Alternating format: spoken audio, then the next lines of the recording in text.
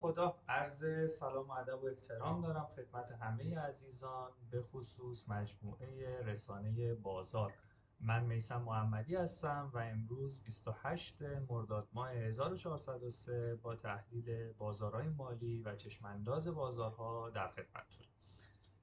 از بازار دلار شروع میکنم. در حال حاضر امروز قیمت دلار محدوده 58,000 تومان هست که از لحاظ تکنیکالی در یک کانال صعودی بلند مدتی قرار داره و تو همین محدوده 58 تا 57,000 تومان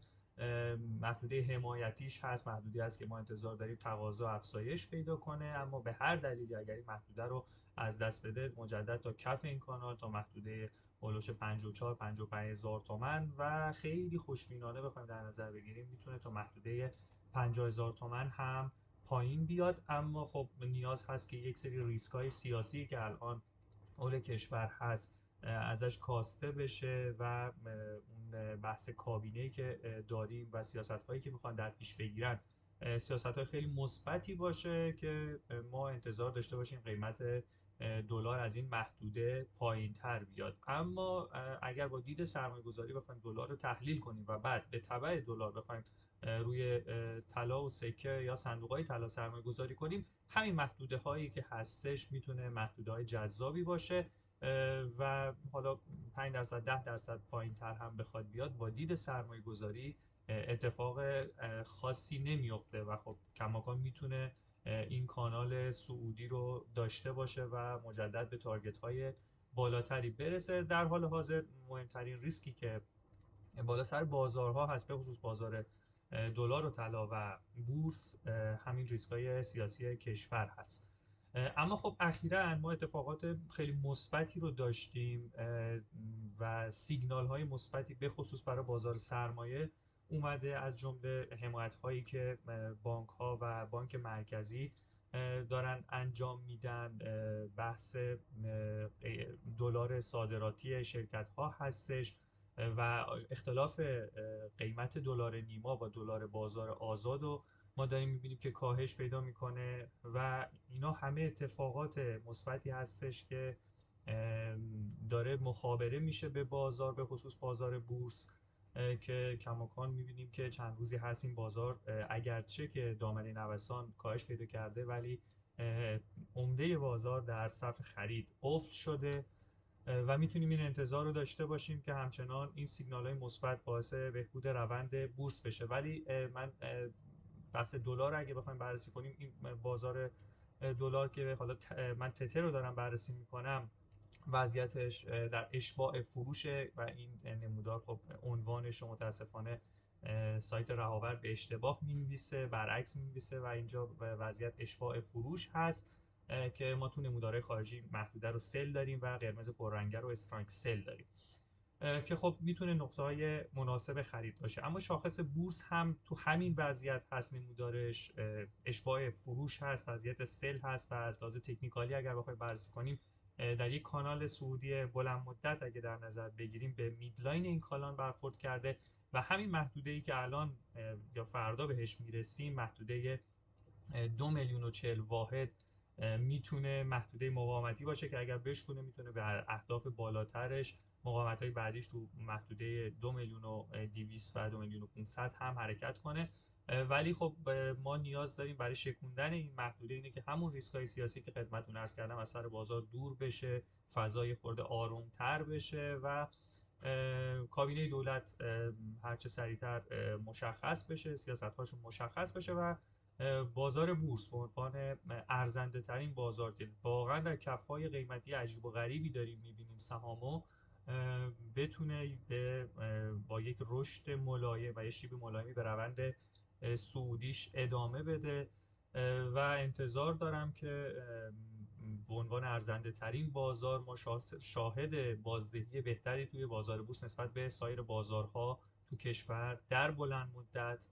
با این قیمت های فعلی که داریم داشته باشیم. اما به سراغ بازارهای خارجی میریم. با کریپتو من شروع میکنم. شاخص تکنیکال بیت کوین تو محدوده سل هست و بیت کوین الان هولوش $60,000 داره معامله میشه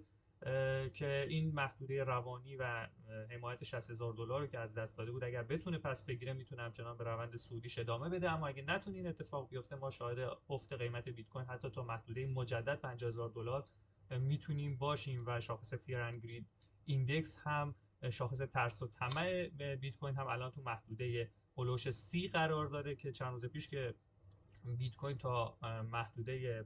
$50,000 هم پایین اومد این شاخص می‌بینیم که عدد 17 هم به خودش دید که در یک سال اخیر تقریبا بی سابقه بود که یک فرصت خیلی خوب خرید و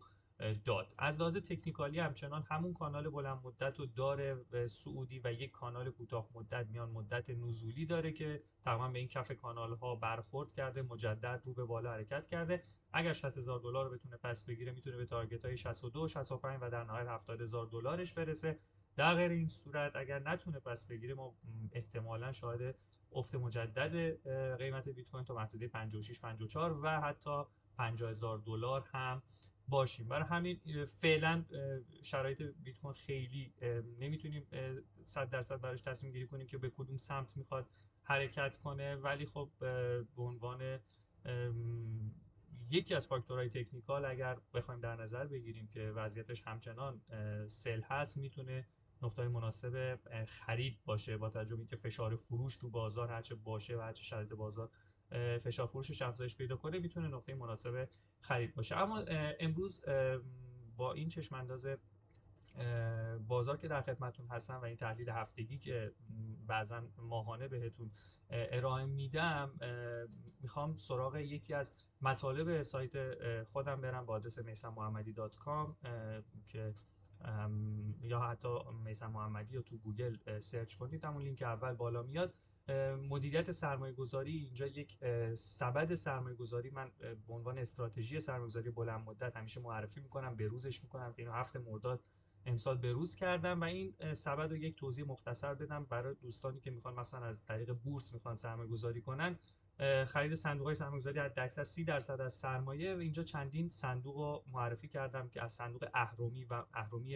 اهرم و موج که پر ریسک ترین صندوق ها هستن شروع میشه. بعد صندوق های سهامی کلاسیک رو داریم، آساس و اطلس رو معرفی کردم، بعد صندوق های تمشک و صنم رو داریم و در نهایت صندوق های مختلف گارانتی و زیتون. خب طبیعتا هرچه از اهرم میریم به سمت زیتون ریسک صندوق ها کاهش پیدا میکنه و خب اینا صندوق های اهرمی پر ریسک ترینن. آساس و اطلس ریسکش متوسط هست، تمشک و صنم ریسکشون کمتره و گارانتی و زیتون چون صندوق مختلطن ریسکش به مراتب پایین تر هست که میتونید با توجه میزان ریسک پذیریتون یا با توجه به شرایط بازار بین این صندوق ها انتخاب کنید. مثلا در زمانی که ریسک بازار کمتر شده، قیمت ها به شدت افت کرده، میتونید سراغ صندوق های اهرمی بریم. همینجور که قیمت ها رشد کنه میتونیم با صندوق های سهامی کلاسیک تغییرشون بدیم، در نهایت بریم تو صندوق در صندوق ها و وقتی که ریسک بازار خیلی زیاد میشه وارد صندوق های مختلف بشیم. این استراتژی رو ما میتونیم تو بورس پیاده کنیم. برای ارزهای دیجیتال هم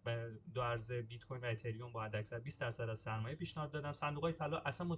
فرقی نداره، همشون شبیه هم هستن، بین طلا و عیار یا هر کدوم میتونید انتخاب کنید. صندوق های کالا، کشاورزی، نهال و سرخیز فقط همین دوتا هستن، حداکثر 10% سرمایه میتونید انتخاب کنید و 5% از سرمایه پیشنهاد میدم تو صندوق های درآمد ثابت باشه